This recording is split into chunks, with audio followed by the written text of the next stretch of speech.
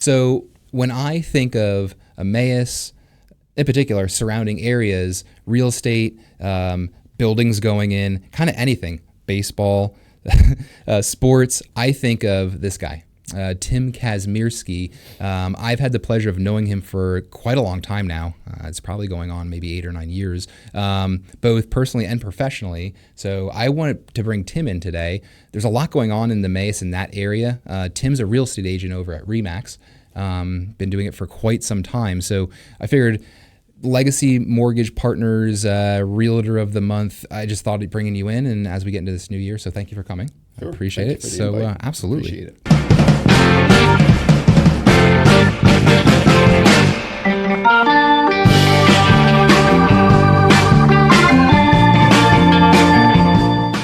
First and foremost, why I think of you in Emmaus, and it just top of mind all the time on top of everything else.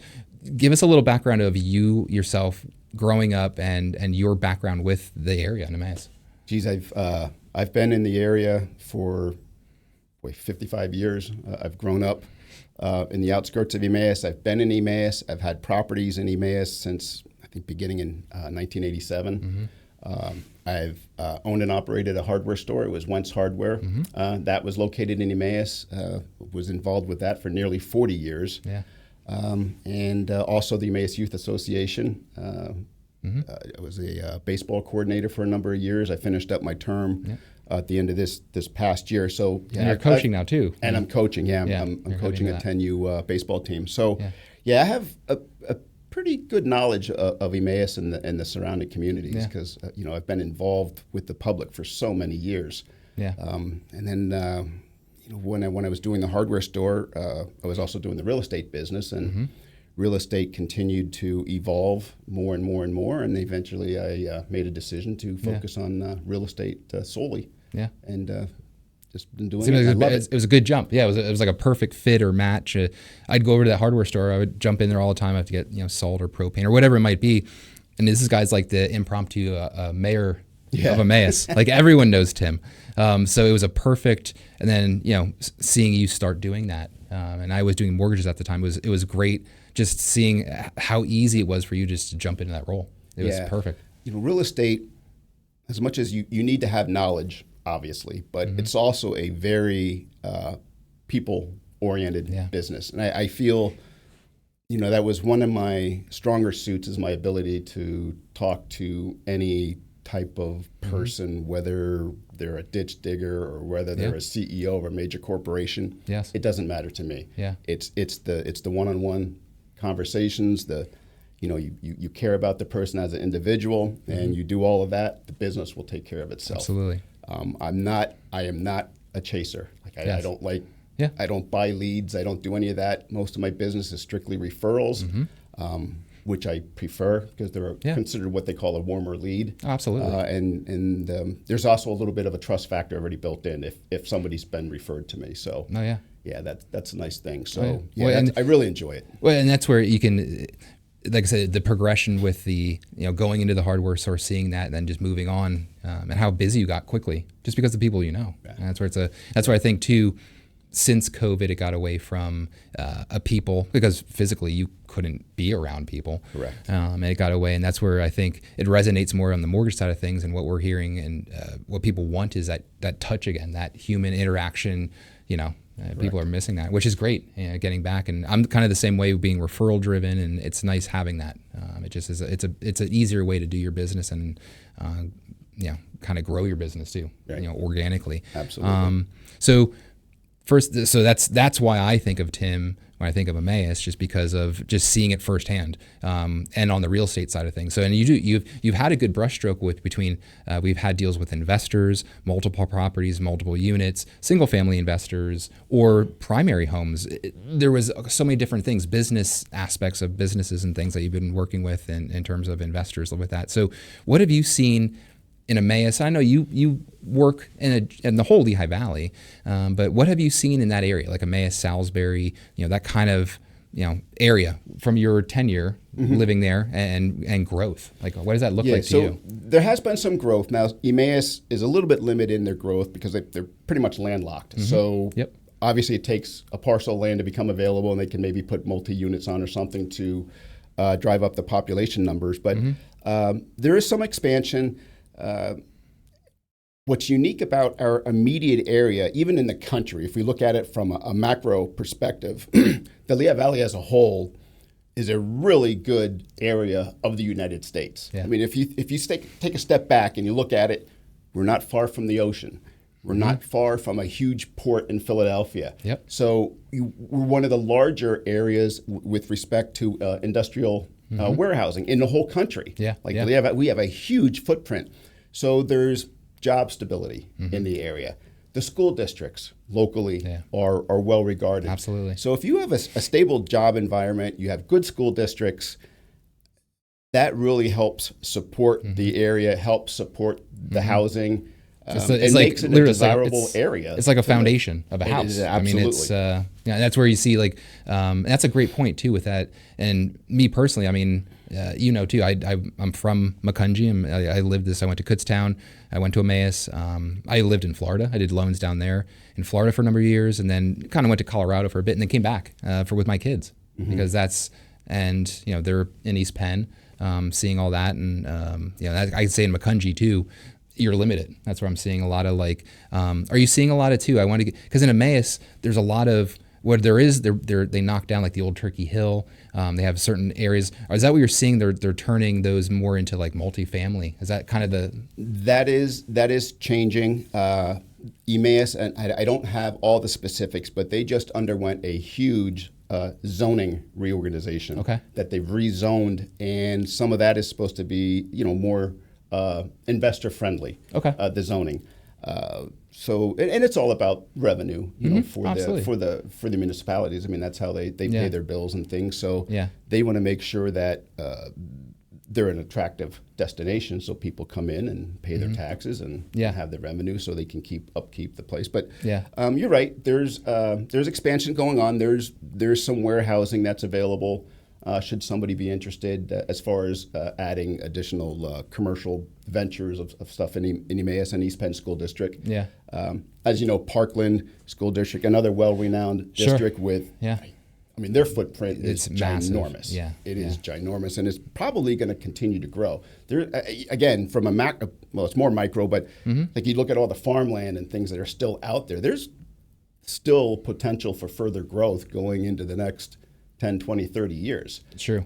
Because of all the land that's available. Some of it's getting turned over to preservation status. I've seen a lot of that, for obvious reasons, because there is a limit to how much warehousing you want to have or how much apartments you want to have, things of that nature. So they're trying to, kind of handle both ways as far as continued growth and be respectful to the existing citizens, that they're not overwhelmed with commercial or industrial projects. I've seen, and it's funny you said it too, because I've seen some of the areas too that preserved, like more in our neck of the, I say our neck of the woods. Lower Macungie Township. Lower Macungie Township, They're a big one that have, you'll see signs. This land has been preserved. Yes. And, for that reason, they won't be building because it's preserved. Yeah. But again, at the end of the day, it's a great area. I just had a conversation this morning with a lady that they want to move up here from Virginia. Oh, nice. And they mentioned Southern Lehigh School District, East Penn School District, Parkland School District, somewhere in that immediate area, because they know, they're familiar with the area.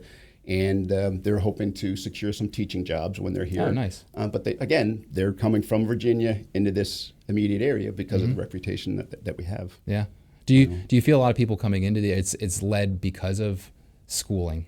A lot of the schooling schooling's an important thing. Depending on who you talk to and where they're coming from, our home values aren't bad. Our tax base isn't bad. Yeah. People that have grown up in this area, some may say, "Boy, I pay a lot in taxes." Well, talk to somebody from New Jersey. Yeah. Talk to somebody that's coming in from California. Yeah. That's what led to Texas blowing up with real estate a number of years ago. People from California, their house is worth $1 million, and they see the same type of house in Texas at $600,000, and they're like, "Well, I'll offer you $700 because I'm still getting a deal." Yeah. True. Again, more micro. East Penn School District and Parkland, Southern Lehigh, they're all well-renowned districts, but our prices aren't from a national perspective, we're not outrageous in our home what's values. our medium sales? Is this in like in the 300s? Yeah. I forget 320, 340, something like that's the median home sale price. It's definitely not. Even so, some of the investors that we work with, they're local as well. Yes. And that's what I kind of like about it. You don't have a lot of. You do have some people from out of town, but it's mostly people from the local area that buy, maybe have rentals. Absolutely, which that's is 100%. You know, the investor that I deal with, just as you mentioned, Matt, it's the local investor that probably wants a 3-unit, 4-unit, something like that. You know, if there's problems with the building or something, they can take care of it. It's not something that's 100 miles away that they have to have a property management company. They can be more hands-on. And again, because of the school district, that's another drawing card for tenants because they want their children to grow up in an environment that's decent from an educational perspective, and East Penn can offer that to you. Yeah, that is really. I think it resonates too with what you said in the very, very beginning too, with like being so close to like everything else. Yes. That's a big draw. And I'd say on the weekends they have at the Triangle, they have the farmers market. Right. Always a good time. There's breweries that have come in, which is a fantastic time as well. Yeah, the Fire and Ice Festival that I believe in February, something that's coming up. So Emmaus tries to. They do make a good effort of having events and things to keep the locals engaged. Yes, and that's what you really need to do. Yeah. You want to have your name out there, that you're a destination point, and it is. It's true. Yeah. So like I said, Emmaus does a nice job. Okay. Yeah, that's and as you can tell, Tim knows so much about the area, and then also too, like I said, the real estate side of things. As we start to wrap up here, as we get into 2026 in the Emmaus, Salisbury, in that whole area, just if anyone's thinking about it or listening to this, what would be like if you have one tip on getting the housing? You said stability. You see more Emmaus as we go into this next year. Still a stable market. Still something to jump in on. Yeah, I think as much as the area, I think the other. I believe it'll work in 2026 are the continued drop of interest rates. Yeah. I know I dealt with this, and I might be wrong in my timeline, but I'll say maybe it was a year and change ago. For maybe 2 or 3 weeks, there was a spell where interest rates dropped into the 5s. Yeah. And I forget what happened. Something happened. It lasted a few weeks, went back up into the 6s. Yeah. But during that couple of weeks when it dropped into the interest rates dropped into the 5s, I was getting phone calls.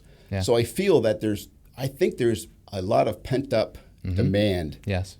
From both a seller's perspective and a buyer's perspective, if we can get the interest rates into the mid 5s. Because from a historical perspective, that's where we are. Yeah. Like the 3% was pandemic related. They had to do something to spur the economy, keep dropping the rates until people would buy. Yes. Barring that same scenario, will we get down to 5% or something? Maybe you're the expert on that. You'll probably have a better idea.